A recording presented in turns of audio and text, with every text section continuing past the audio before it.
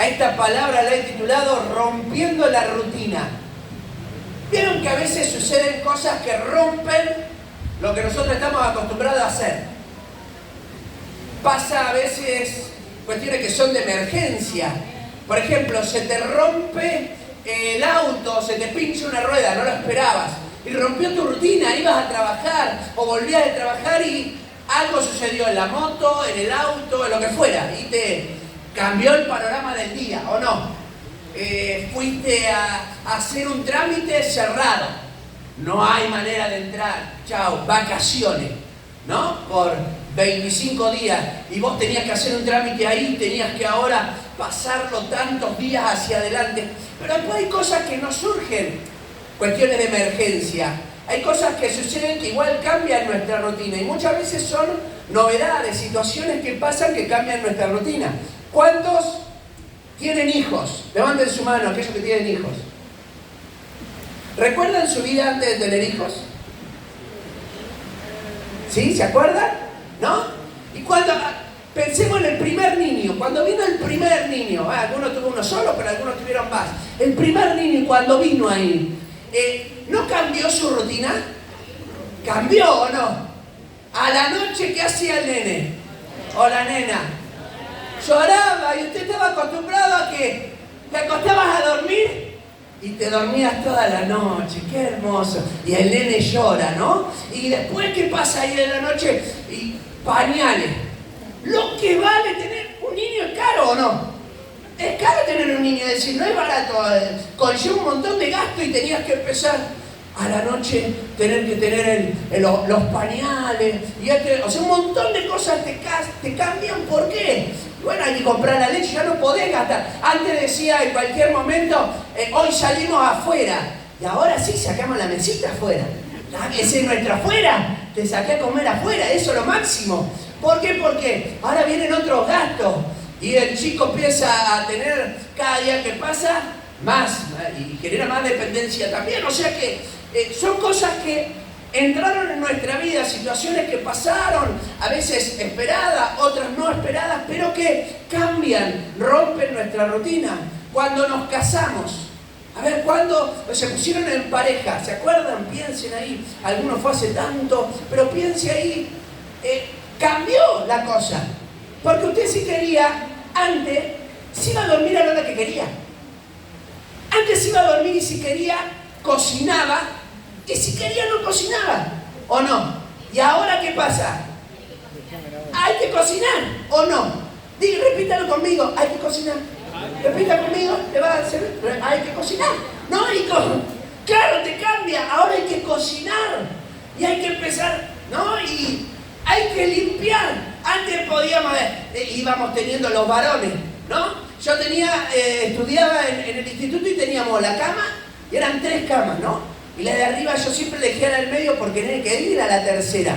Y la tercera cama era mi cucha de ropa sucia.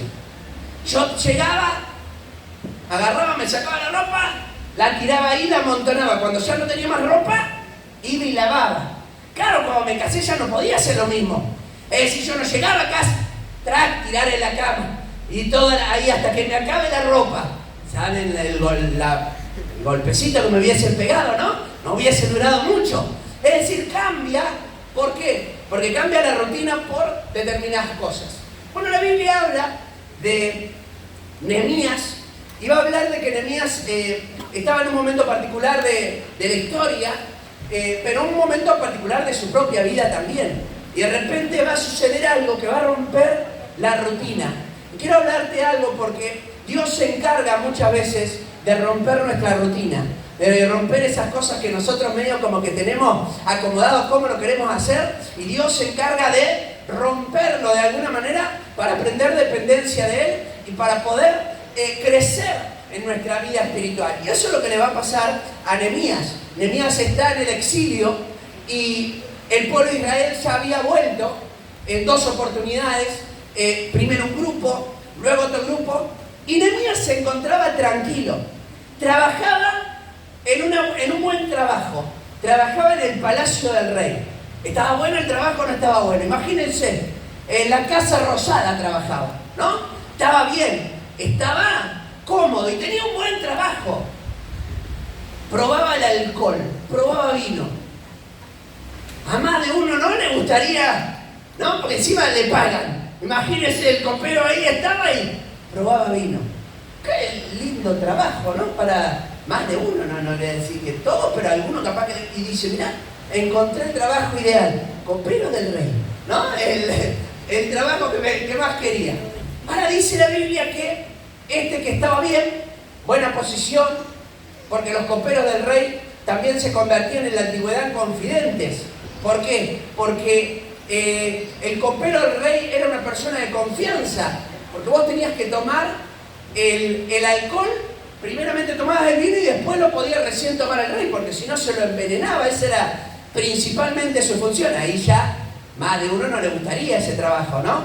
Probar si está con veneno o no está con veneno, pero era el trabajo. Así que se convertía en una especie de confidente, una persona de importancia, a tal punto que cuando Nehemías después le va a compartir en el capítulo 2 toda la situación que él está viviendo, el rey le va a dar la oportunidad que Nehemías se convierta en el gobernador de toda esta nueva nación que se estaba formando. Así que acompáñenme y vamos a leer del versículo 1 al versículo 11 y vamos a intentar compartir juntos esta palabra. Dice: palabra de Nehemías, hijo de Acalías. Aconteció en el mes de Quisleu, en el año 20, estando yo en Susa, capital del reino, que vino Hanani, uno de mis hermanos, con algunos varones de Judá, y les pregunté por los judíos que habían escapado, que habían quedado de la cautividad, y por Jerusalén. Y me dijeron: el remanente, los que quedaron de la cautividad allí en la provincia, están en gran mal y afrenta, y el muro de Jerusalén derribado, y sus puertas quemadas a fuego. Amén. Hasta ahí la palabra de Dios. Y sus puertas quemadas a fuego. Luego vamos a continuar hablando esta palabra, pero lo primero que quiero compartir con ustedes es que en esto que venimos compartiendo, en esta palabra del Señor que venimos hablando del nuevo tiempo, este nuevo tiempo lo que va a hacer en nuestras vidas, en muchos de nosotros, es de alguna manera romper con la rutina, romper con lo que nosotros estábamos acostumbrados, y Dios lo hace porque precisamente cuando hay algo nuevo que sucede, tiene que romper ciertas estructuras, ciertas formas, ciertos proyectos, cosas que nosotros teníamos planificadas para hacer lo que Él quiere. Y para que eso pudiera suceder, iba a manifestar ciertas cualidades en Nehemías que se van a mostrar de forma evidente. Y la primera de ellas, que es la que la vemos en estos versículos, es que Nehemías tenía una profunda preocupación.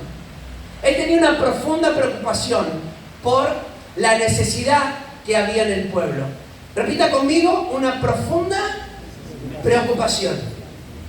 Dice la Biblia que es Nehemías el que se acerca a esta gente y les habla y les pregunta qué era lo que estaba sucediendo en aquel lugar. Es decir, no es que estos hermanos, estos que habían venido de la cautividad, vienen y le hablan a Nehemías, sino que dice la Biblia en el versículo 2: les pregunté. Nehemías los vio y yo no sé qué observó. No sé si observó las caras de dolor, o si le llamó la atención el grupo que había venido. No dice la Biblia qué fue lo que le llamó la atención, pero él tenía en su interior una profunda preocupación por lo que sucedía en su pueblo y por aquellas personas que estaban pasando necesidad. Entonces, como tenía una profunda preocupación, dice la Biblia que es Nehemías el que se acerca y viene y les dice y les pregunta: ¿cómo está el pueblo? ¿Y cómo están en la cautividad? ¿Y cómo están los de Jerusalén? ¿Y los que se fueron escapando? ¿Qué pasó con ellos? Y ahí entonces empieza a escuchar toda una situación que iba a romper su rutina, porque dice: ese pequeño remanente, ese grupo de personas que están en aquel lugar, están en gran mal, están en afrenta, los muros están derribados, las puertas están quemadas a fuego. En otras palabras, la realidad es que están desprotegidos y no sabemos qué es lo que puede pasar con el pueblo. En la antigüedad, bueno, ahora también pasa, ¿no? Uno hace una especie de cerco para que no suceda nada, ¿no? Ahora lo hacemos quizás por la delincuencia, pero en aquellos tiempos lo hacían para que no lo invada un pueblo a otro pueblo. Entonces la Biblia dice que ya no había muros, estaban desprotegidos, todo abierto. Las puertas se habían quemado, estaban dolidos, estaban con dolor, con afrenta. Y entonces Nehemías va a hacer algo que debería de ser una de las cualidades para aquellas personas que queremos que Dios nos pueda usar, que anhelamos que Dios rompa quizás con algunas estructuras que tenemos para que Él pueda hacer lo que quiera hacer con nosotros. Y lo primero que tiene que haber es una profunda preocupación por aquellas personas que tienen necesidad. Necesitamos tener una profunda preocupación por aquel que está pasándola mal, por aquel que está dolido, por aquel que está en situación de emergencia.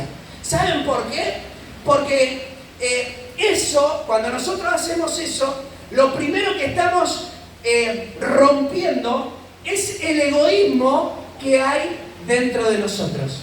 Erradicamos de alguna manera el egoísmo que viene inherente, viene en el hombre, en la mujer, desde el momento en el que la humanidad pecó.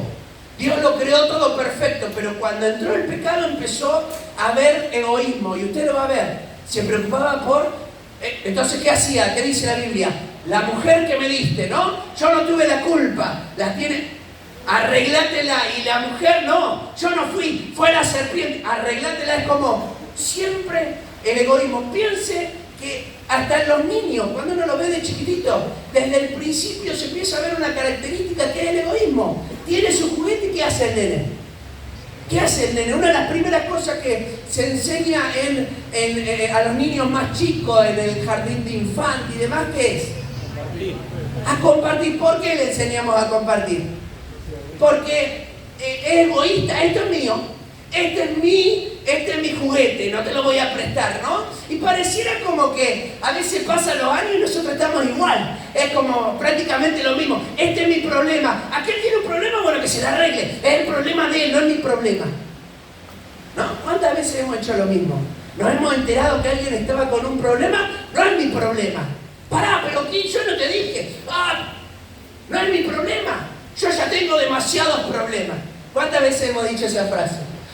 Si yo te cuento la cantidad de problemas que tengo, te morís, ¿no? Y como que siempre terminamos mostrando de alguna manera esa característica. La Biblia habla que Dios puede transformar eso en nuestro corazón, porque Nehemías tenía una profunda preocupación, no por el momento que él estaba viviendo, sino por lo que estaban viviendo más allá del palacio. Miren si él no estaba tranquilo. Él iba a dormir en una cómoda cama, él iba a tener los alimentos correspondientes, iba a tenerlo todo. Pero él empieza a sentir una profunda preocupación y sale de él el preguntar, sale de él, y ahí hay algo sumamente importante que tiene que ver con tomar la iniciativa.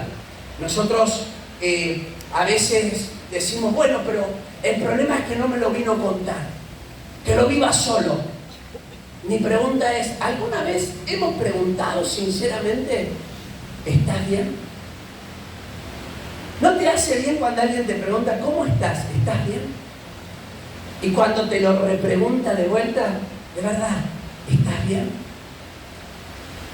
Claro, a veces al hacer eso, ¿saben lo que nos pasa? Una situación incómoda que capaz que no la queremos llevar adelante. ¿Alguna vez han tenido, no sé si les ha pasado, a mí me ha pasado, de preguntarle a alguien, de verdad, le he preguntado así como, ¿cómo estás? Como para que me diga, estoy bien, ¿no? Solamente para que corte ahí la charla. ¿Cómo estás? ¿Todo bien? Es más, yo le doy hasta la respuesta. ¿Cómo estás? ¿Todo bien? Ya hasta la respondí, ¿para qué le pregunto? ¿Cómo estás? ¿Todo bien? Bueno, Dios te bendiga. Ya está, la corté. Está, listo. Y me ha pasado que he preguntado, ¿cómo estás? Y cuando he dicho cómo estás, me han empezado a hablar. Claro, se generó. Hasta a veces he hecho una pregunta que ha sido incómoda porque ha generado todo y empezaron a compartir un montón de situaciones que, claro, no las esperaba. Bueno, cuando empieza a surgir en nosotros un corazón que tiene profunda preocupación, te vas a encontrar en más de una oportunidad con personas que abren su corazón y te cuentan la realidad que están pasando. Lo real, lo verdadero, lo que a nadie le quieren contar. Y eso es lo que sucedió. La Biblia dice que Nehemías preguntó. Salió de Nehemías, nadie lo obligó. Nehemías les preguntó y les dijo, ¿qué está pasando? ¿Qué sucede con ellos? Y más allá, y los que se fueron, porque vi que algunos se escaparon, llegaron con vida. Estaba preocupado. Y él tomó la iniciativa. Y te quiero animar en esta semana, te quiero hacer un desafío en esta semana. Anímate a preguntarle a alguien, pero expresar profunda preocupación. Preguntarle a alguien si está realmente bien. Preguntarle si está realmente bien. Preguntarle cómo estás. Quiero saber cómo estás. Pero no cortés ahí. Preguntarle nuevamente cuando diga, no, está todo bien. De verdad, quiero saber si realmente estás bien. ¿Quién se quiere sumar a este desafío? ¿Amén? O esta semana, alguien, quizá un hermano de la iglesia, quizá un familiar, un amigo, ¿cómo estás? ¿Qué tal? A veces hasta sabemos que algo está pasando, pero no queremos tener la charla incómoda. No queremos tener ese momento que genera una incomodidad. Y por eso no preguntamos. Esperamos que pase un poquito el tiempo y ahí ahora sí le voy a preguntar. Porque total ya se terminó todo. Ahora sí, te pregunto. ¿Cómo estás? ¿No? Dice que Nehemías le preguntó. Inició ahí, ¿no? Cuando nosotros tenemos esta profunda preocupación, también atendemos a la necesidad de la persona. Oímos atentamente lo que la persona nos quiere decir. Yo no sé si te ha pasado, pero cuando oímos atentamente, asimilamos qué podemos hacer nosotros. ¿Te ha pasado de que te estén hablando y vos estés con los ojos mirándolo fijamente a los ojos, pero no escuchar nada de lo que te están diciendo? Séme sincero, séme sincera. La mirabas a los ojos, así, y te contaba todo, y vos la mirabas, pero tu cabeza estaba los maridos. No quería meterme en esto porque sé que algunos maridos me van a odiar, ¿no? Y a veces miramos así, contámelo todo, y es como en nuestra cabeza hay dos monitos golpeando así los címbalos, ¿no? Están tiqui, tiqui, tiqui, pero nosotros en otro, más allá del bien y del mal estamos, ¿no? Y nos cuenta. Y entonces la mujer que es sabia, no voy a usar la palabra astuta porque si no van a decir es como serpiente, sabia. ¿Y qué te dice la mujer? ¿Qué es lo que te dije? ¿O no? Y ahí como que te... Claro, ahí tenés que vos decir. Y los varones somos más sabios todavía. Repetimos la última frase.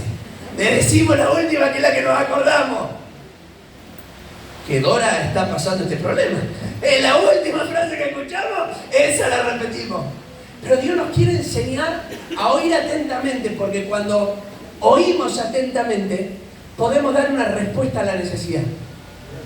Cuando no oímos atentamente, a mí me ha pasado a veces en las charlas, y quienes han estado conmigo en la oficina, ¿saben qué? A veces yo pregunto de vuelta lo mismo porque se me va un poquito claro, venimos hablando hace rato.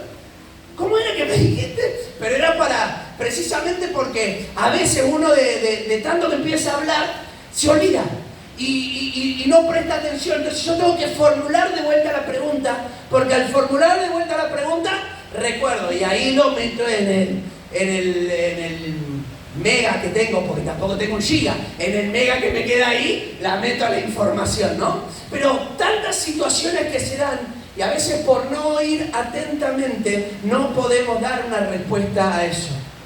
Que Dios nos ayude a, como Nehemías, estar con esa profunda preocupación, pero también en esa profunda preocupación oír atentamente, porque ahí vamos a poder dar una respuesta. Dice la Biblia, apenas empieza el versículo 4, cuando oí estas palabras me sentí y lloré. Es decir, fue una acción inmediata porque él estaba oyendo atentamente. No es que escuchó por arriba, no es que le prestó atención los primeros 4 o 5 minutos. Lo oyó atentamente, escuchó lo que le decía Ananí. Ananí le compartía toda su situación. Yo no sé cuánto duró. Yo no sé, porque acá tenemos un relato que es un compendio del relato. La cuestión es que le habló y después de hablarle, él oyendo lo que estaba sucediendo, se sentó y empezó a buscar al Señor. Se dio cuenta que algo tenía que hacer frente a la necesidad. ¿Pero saben por qué? Porque tenía una profunda preocupación. Si se lo hubiesen contado a más de uno de nosotros la misma situación, capaz que le hubiésemos dicho: qué momento difícil que estás pasando. Bueno, o quizás no lo hubiésemos entendido y hubiésemos dicho: tendrías que haber actuado así. A veces ni siquiera nos paramos y nos detenemos a escuchar la manera en que la persona está procesando su dolor.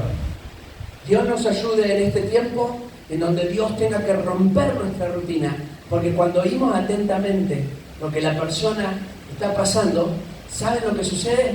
Se rompe nuestra rutina, porque esa persona abre su corazón. Yo tengo que depender de Dios para darle una palabra acorde a la necesidad de esa persona. Tengo que depender de Dios, porque en ese momento tengo que ver de qué manera lo puedo ayudar, para no darle promesas vacías, sino poder ser una respuesta real a su necesidad. ¿Cuánto dicen amén? Amén. Una profunda preocupación. La segunda cualidad que podemos ver en Nehemías se evidencia a partir del versículo 4 y tiene que ver con una intensa búsqueda. Repita conmigo: intensa búsqueda. ¿Por qué hablo de intensa búsqueda? Porque él empieza a buscar al Señor, a buscar la presencia de Dios, porque él quería saber qué podía hacer frente a esta necesidad.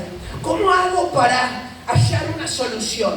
Y miren lo que dice el versículo 4 en adelante. Cuando oí estas palabras, me senté. La idea de sentarse es porque lo conmovió la situación. Es decir, fue tan fuerte que lo recibió como si a él le estuviera afectando. ¿Vieron cuando a alguien le cuentan una noticia grave y está parado? ¿Qué te pasa? Te cuentan una enfermedad o algo y es como que te desestabiliza un poco y te tenés que sentar. Eso es lo que le pasa a Nehemías. Nehemías escucha la noticia y la siente propia y se sienta. Y ahí empieza algo que me maravilla en la vida de Nehemías, porque está a lo largo de todo su libro. Y dice: y lloré.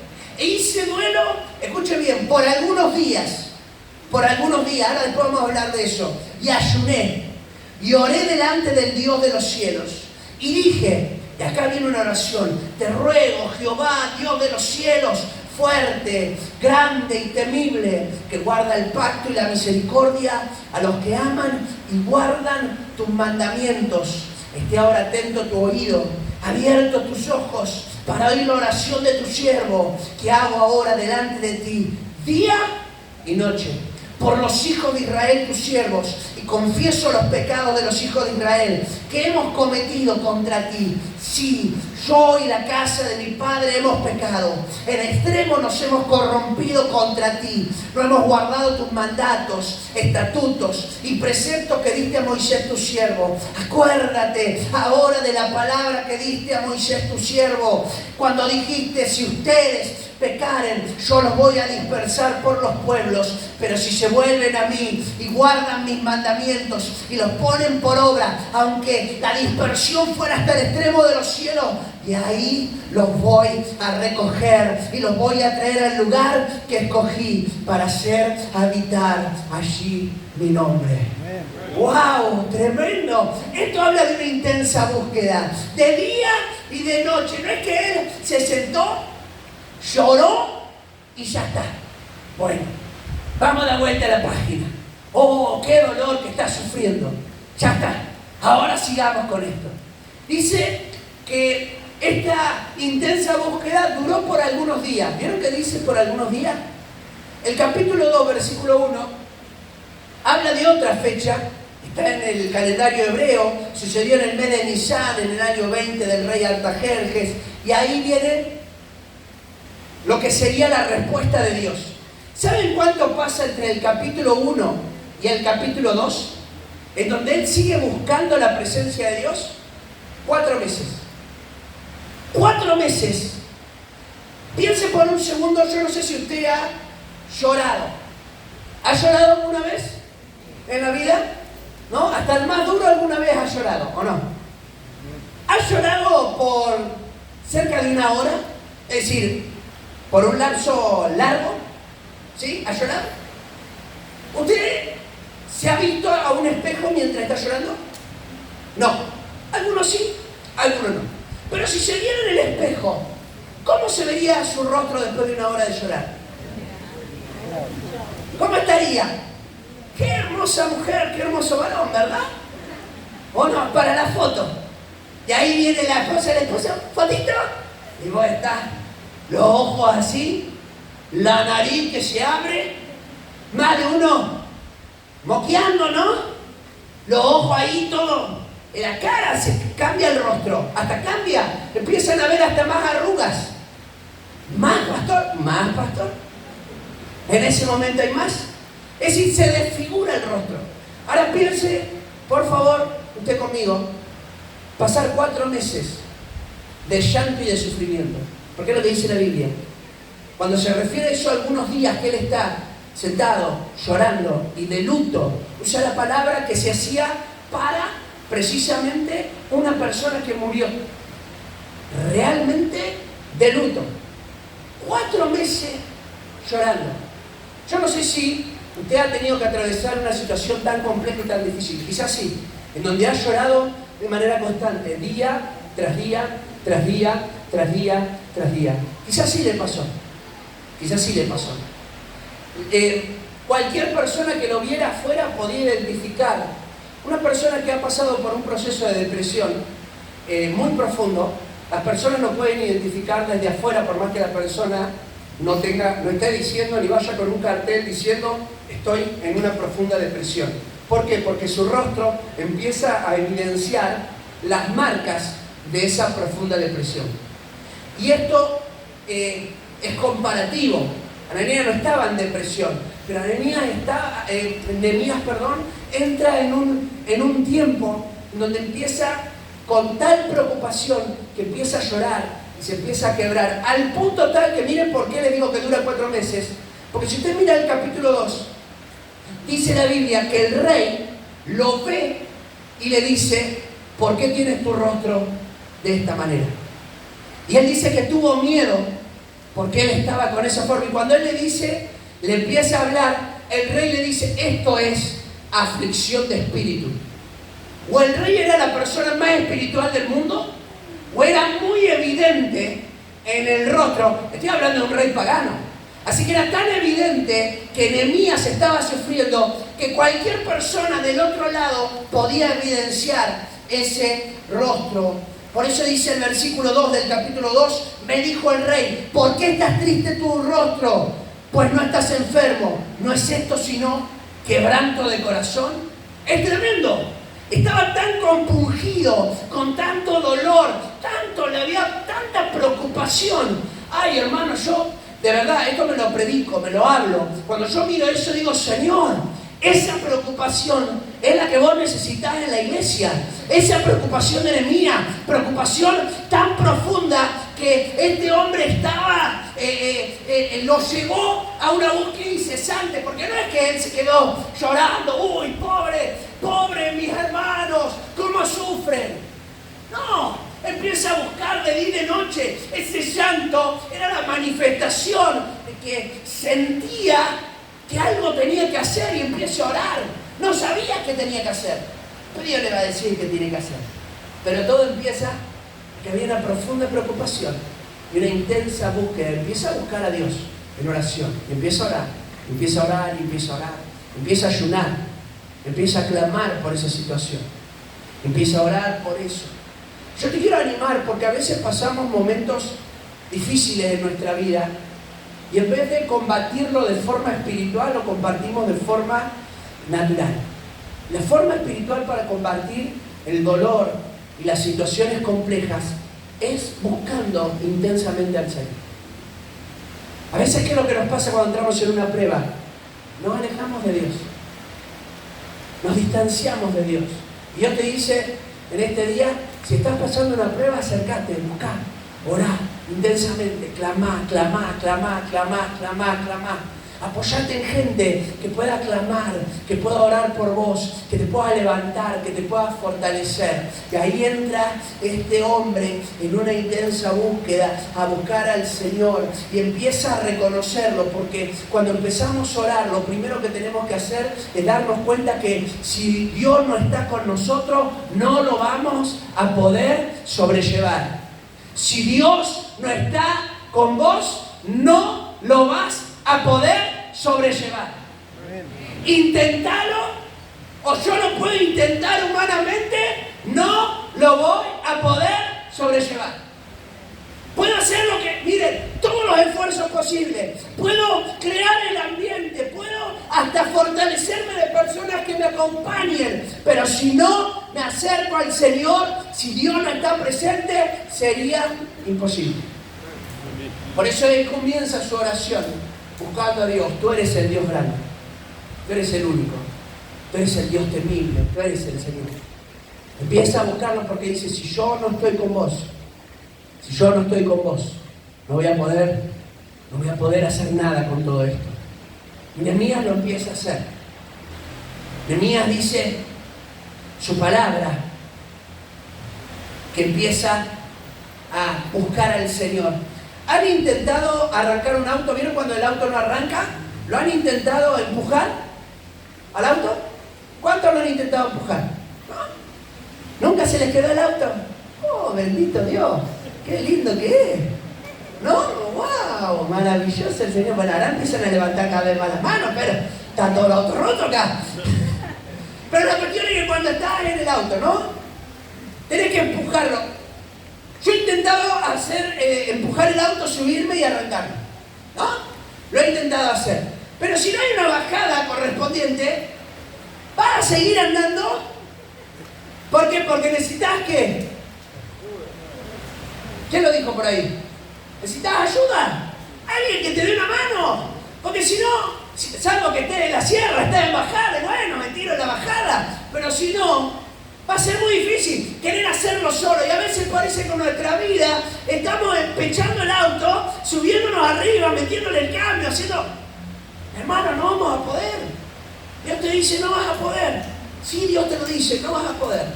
Si Dios no está presente, no vas a poder. Yo no voy a poder.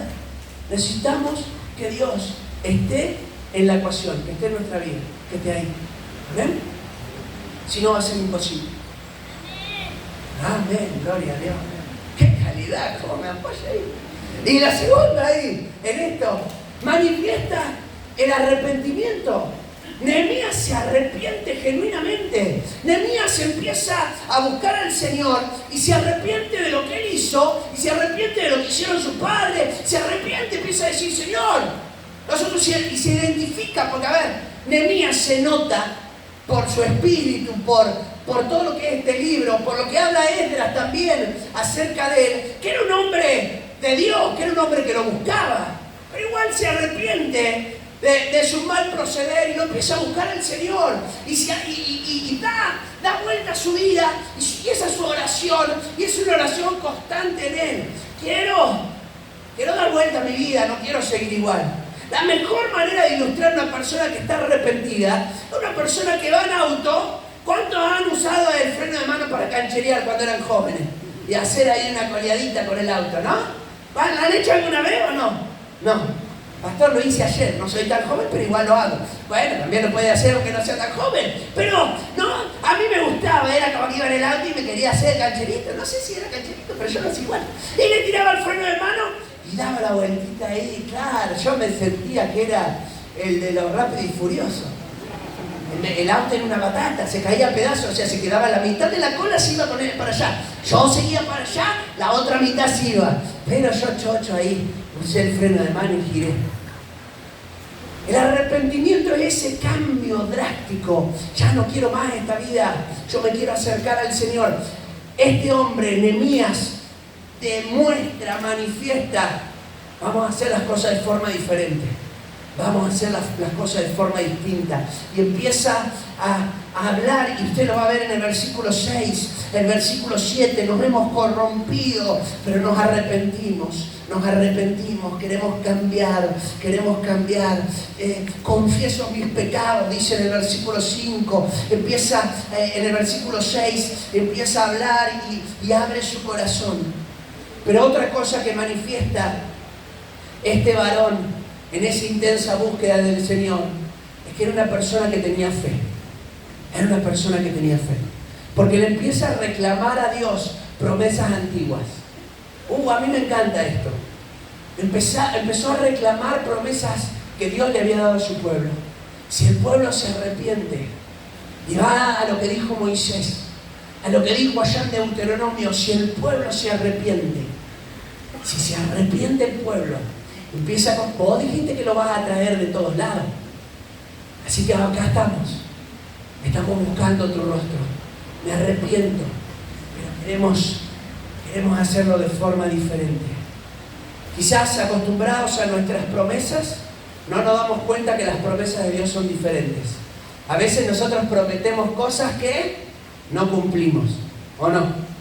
¿Cuánto le hemos hecho alguna promesa a alguien que no hemos cumplido? No levante su mano, para no exponernos, ¿no? Vamos a guardarla ahí atrás. A los chicos, te prometo que... Mamita, y los chicos se acuerdan, ¿o no? Después vamos a tomar un helado. Te prometo las vacaciones tal... ¿No? Y el marido con la esposa, te prometo que nunca más hago esto. A la semana le viene a pedir perdón, perdóname. ¿Por qué? Ya te vas a enterar. Ahora, claro, nosotros acostumbrados a que nuestras promesas se quiebran con el tiempo, no nos damos cuenta que las promesas de Dios permanecen a través de los tiempos y de las edades. Y a este hombre, por lo menos, estamos hablando de cerca de 1000 años después de que habló Moisés, dice, hay unas promesas allá que vos dijiste a tu pueblo, y yo soy de tu pueblo, y estoy haciendo lo que vos dijiste en esa promesa. Así que yo quiero que vos actúes conforme a tus promesas. Miren si no tenía fe. Una promesa que, no una promesa que se hizo hace 3 días, que pasaste y oraron por vos y Dios te dio una palabra. Estamos hablando de una promesa que se hicieron hace años, generaciones atrás. Pero era tanta la fe de este hombre que dijo, yo tomo esta promesa de Dios, porque estoy haciendo lo que se dice en esta promesa. Yo me estoy arrepintiendo. Así que quiero ver tus promesas cumplirse. Una intensa búsqueda del Señor. Y termino con otra cualidad que es la más importante, la más trascendental, la que puede cambiar el rumbo de muchísimas vidas. Y está en el versículo 10, pero sobre todo en el versículo 11. Un ofrecimiento personal. Diga conmigo, ofrecimiento personal.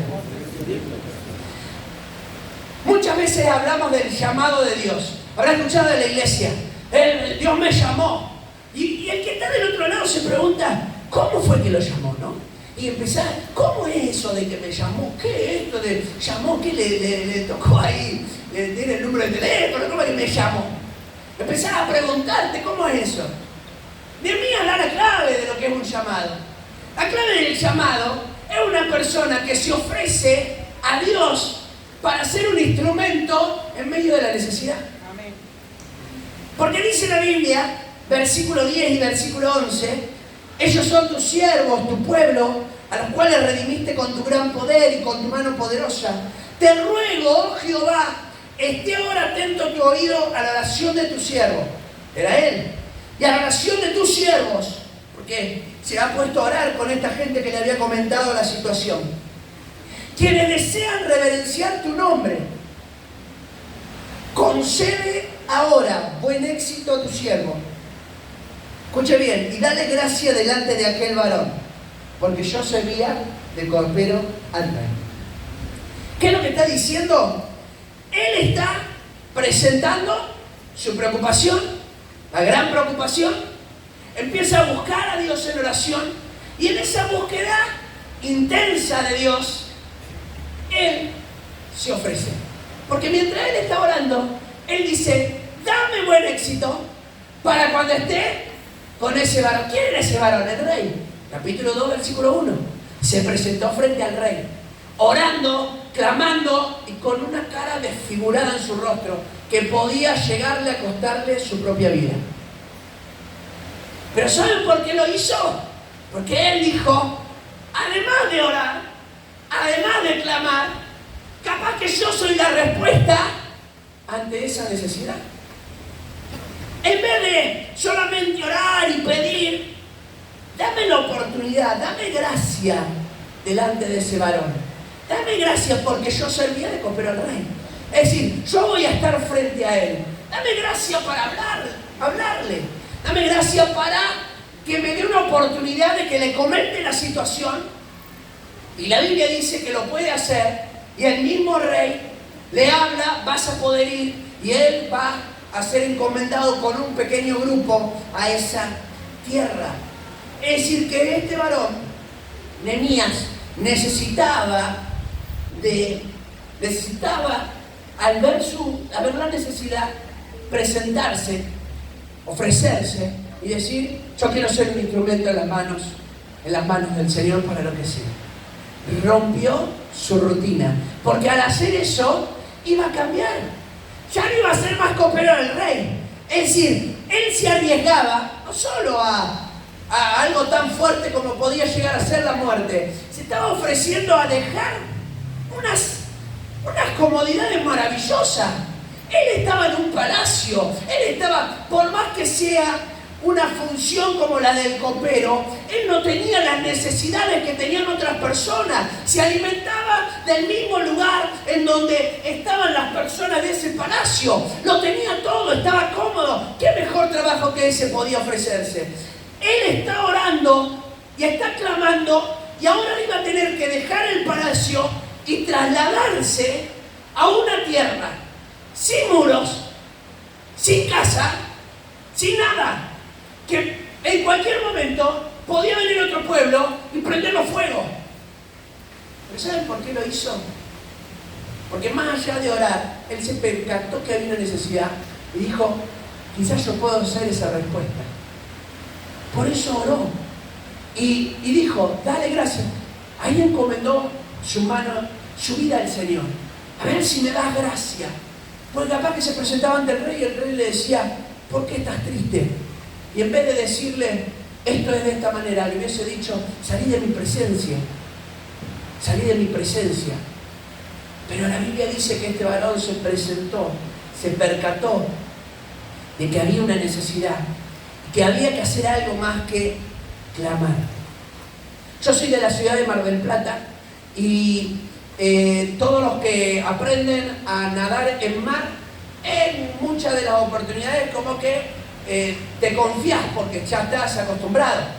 Yo iba a la costa seguido, así que el mar era algo común para mí y era común también nadar en mar.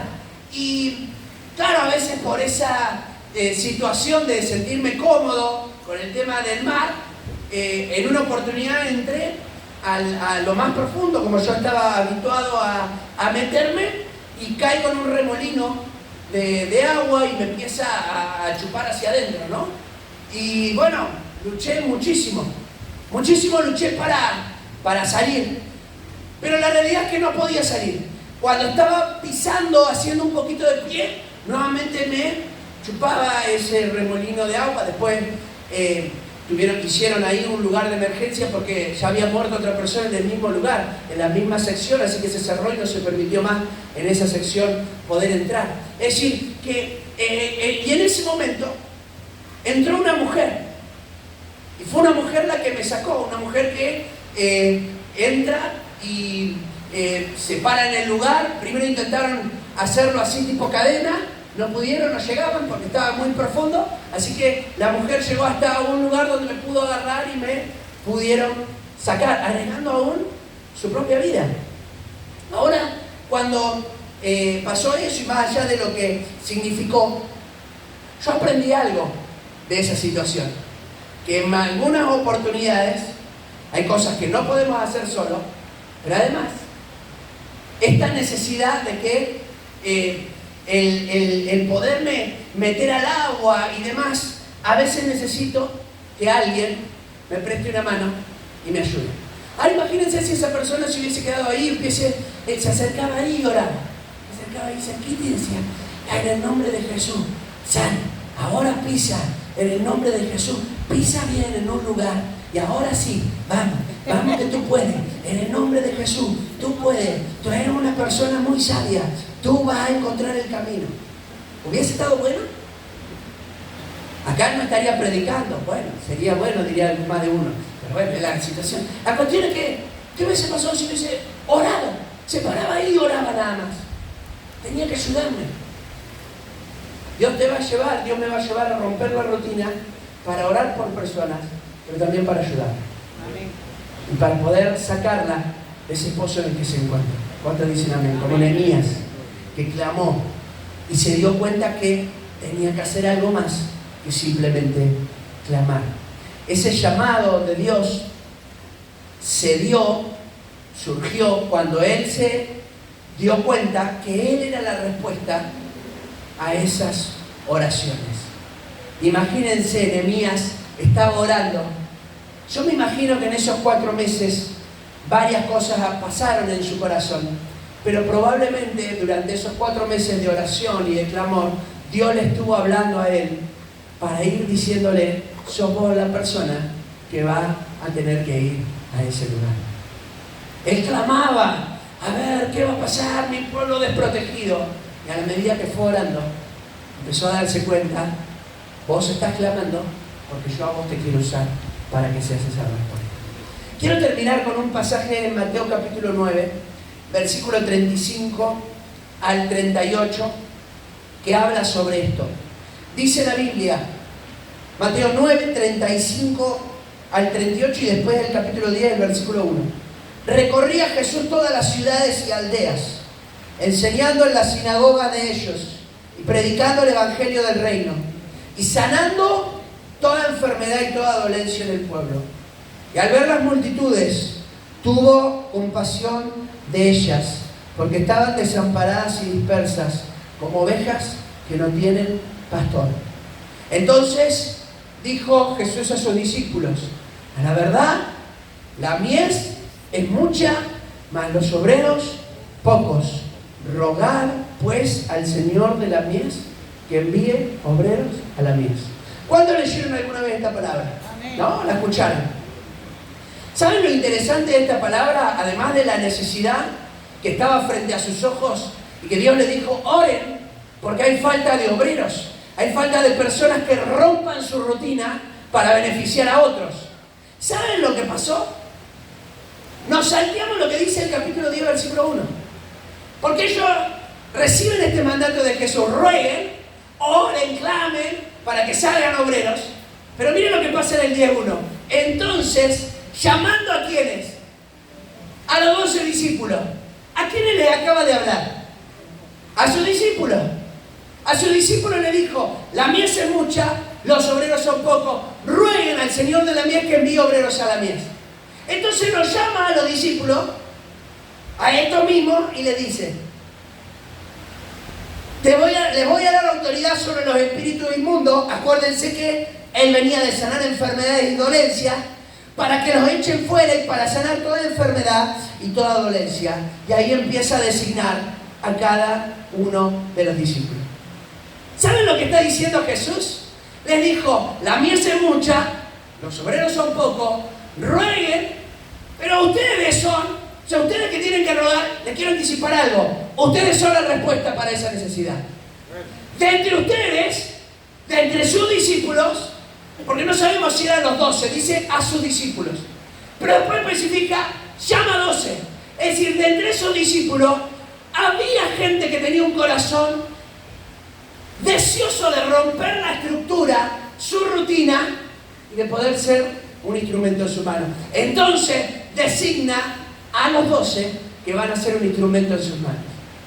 De entre esos que oraban, de entre esos que tenían que orar, Dios le dice, como a Nehemías, vos que estás orando, déjame decirte, tenés que ser la respuesta para el que está en necesidad. Y yo te quiero animar y te quiero desafiar. Agárrate de Dios, aferrate de Dios. Aferrate de Dios, búsqueda intensa del Señor. Y te aseguro que Dios te va a llamar, porque te va a hablar. Te va a decir, te quiero para que suplas esta necesidad. ¿Cuándo dicen amén? Uy, lo que Dios puede hacer con tu vida es maravilloso. Dios puede hacer cosas tremendas con tu vida.